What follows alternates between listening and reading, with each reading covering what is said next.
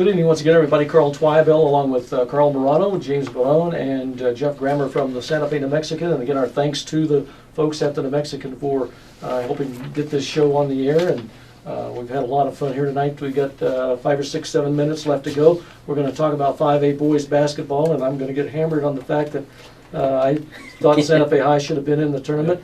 Still do, but... and I listened to you. But nonetheless, I did see some possibilities there for the reasons that they didn't get in. But let's look at the bracket first of all, and then you guys can take it from there. El Dorado ranked number 1. The 16 seed is Las Cruces.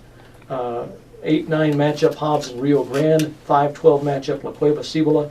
4-13 matchup Manzano and Carlsbad. And then the bottom half of the bracket, Valley, the 3rd seed. They've beaten La Cueva 3 times. Great. Valley against Rio Rancho. Coleman and I should say Clovis against Gadsden. I was thinking of Joe Coleman, the coach of Valley. I had a chance to talk with him when they came up to play Santa Fe High. And anyway, we share some same thoughts and feelings about our neighbors to the south. Clovis and Gadsden, the 6-11 matchup. 7 Highland and Gallup, the 7-10 matchup. Albuquerque High, the 15-2 matchup against Mayfield. And I think, I don't know, I was not surprised that El Dorado got the number 1 seed. I was. Thought Mayfield would get the number 2 seed. And El Dorado again lost last night, lending more fuel to the fire for again, Coach Mirano. You just, these district championship games mean absolutely nothing. You know, James had talked about it a couple of times, maybe in the mid-range there it could make a difference. But again, El Dorado loses to Manzano last night and still gets the number 1 seed.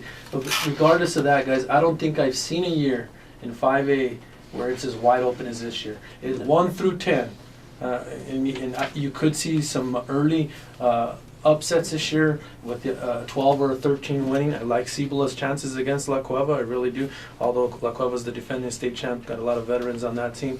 Rio Rancho has a definite shot at Valley. Valley's been awfully good. Michael Maya, a heck of a player, one of the best in 5A. But 1 through 10, it's wide open. You know, to predict this thing is going to be crazy. We all have our say here tonight, but this is wide open.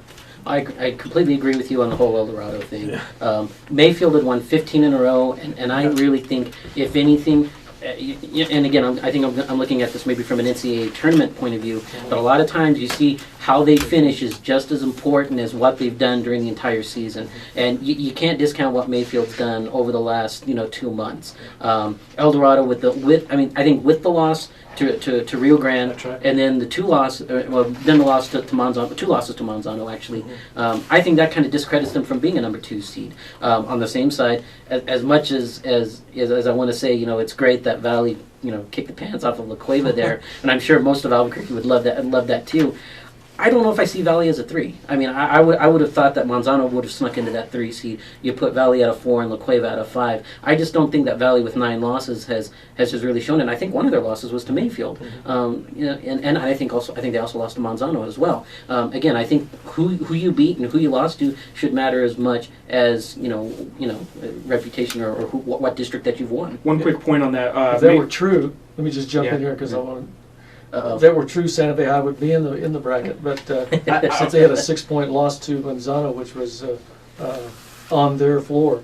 But nonetheless, go ahead. I want to make a quick point about Mayfield being the 2 seed. They don't want the 1 seed on that half of the bracket. No. You're looking at a potential second-round matchup with Hobbs, who slipped down to the 8, and they should slip down to the 8, but that's still a tough Hobbs team. Maybe if Rio Grande beats them as a 9. La Cueva's on that half of the bracket. Manzano's